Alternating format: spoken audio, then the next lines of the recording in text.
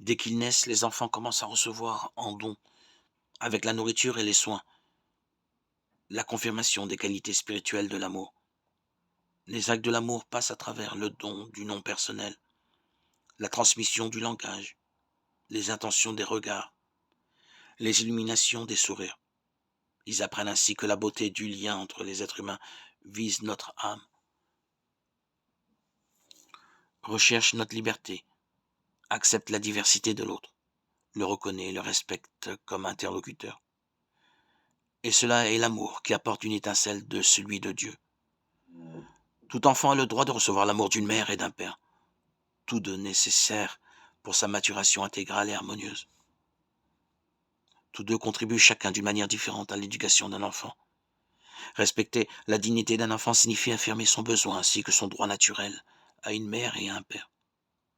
Il ne s'agit ici pas seulement de l'amour d'un père et d'une mère séparément, mais aussi de l'amour entre eux, perçu comme source de sa propre existence, comme un nid protecteur et comme fondement de la famille. Autrement, l'enfant semble être réduit à une possession capricieuse. Tous deux, hommes et femmes, père et mère, sont les coopérateurs de l'amour du Dieu créateur et comme ses interprètes. Ils montrent à leur enfant le visage maternel et le visage paternel du Seigneur. En outre, ensemble, ils enseignent la valeur de la réciprocité et de la rencontre entre des personnes différentes, où chacun apporte sa propre identité et sait aussi recevoir de l'autre.